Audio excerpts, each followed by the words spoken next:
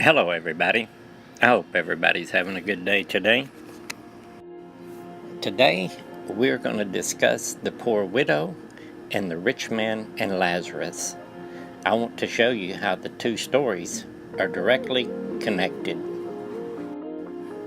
The Spirit of God never ceases to amaze me in how He has confirmed everything that He has revealed to me, whether it be through dreams or visions or direct revelations.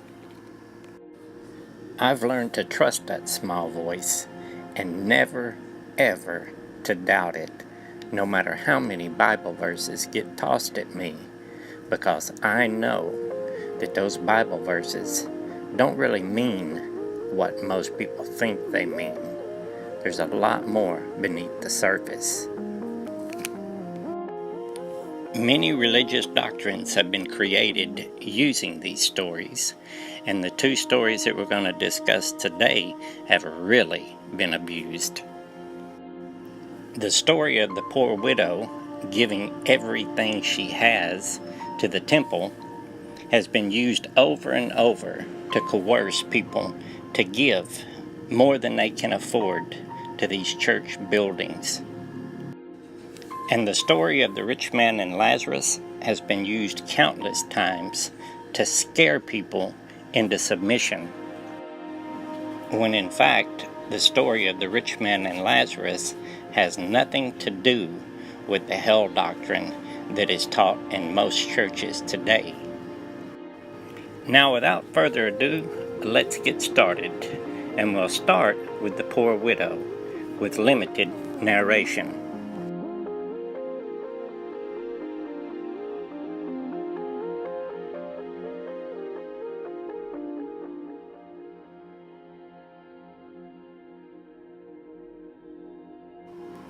Don't you find it odd that widow and chasm are directly connected, even though on the surface they don't seem like they could have anything in common?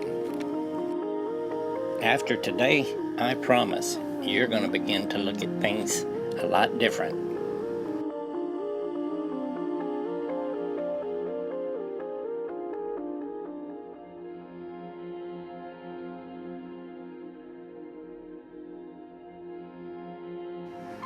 If you'll notice here in Mark chapter 12, Jesus sat down opposite the place where the offerings were put and watched the crowd putting their money into the temple treasury. Jesus is judging the hearts of men here, and the widow represents Israel. And she has been weighted down and beaten down by the religion created by the Pharisees and the scribes.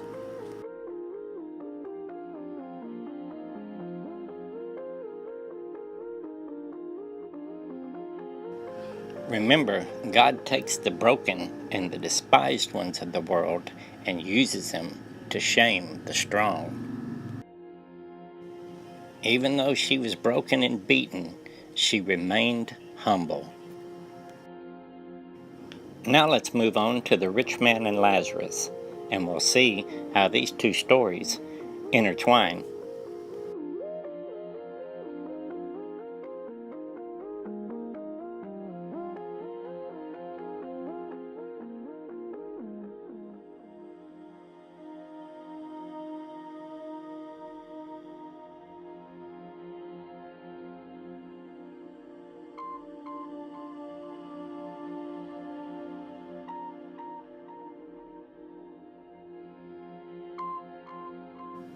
Now we read here that the poor man and the rich man have both died.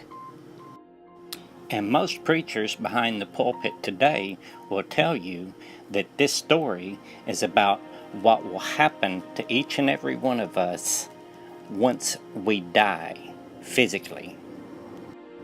When in all actuality, the Greek word that was used for died here has nothing to do with a physical death. There are several different words in the Greek language for death, and the one used in this case is Strong's 599.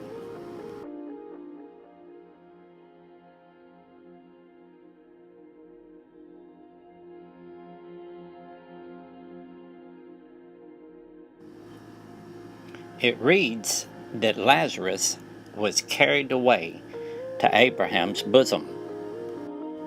It's no coincidence that the poor man's name here is Lazarus.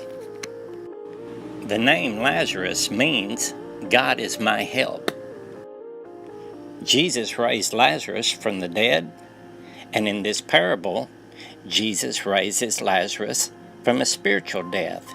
He becomes born again.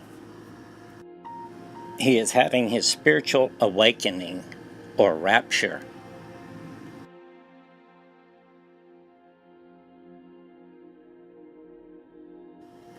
The Greek word for torture and torment that was used in the original writings here does not mean what we have come to believe.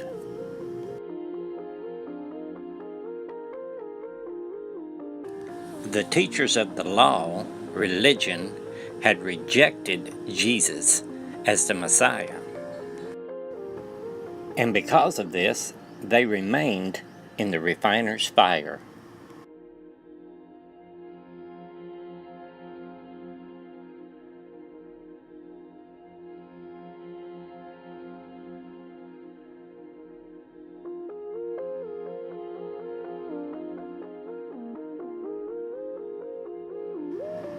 The rich man wanted Lazarus to bring him some water to cool his tongue. The waters here represent spiritual waters.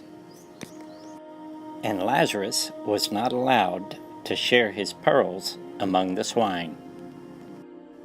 The Spirit of God within Lazarus discerned that he wouldn't understand it anyway, so why bother? It's written here that the rich man is in anguish in the flames. The word used here in the original Greek means an emotional pain, a consuming sorrow. The rich man was coming to realize that he had missed something very special, and he had missed the boat.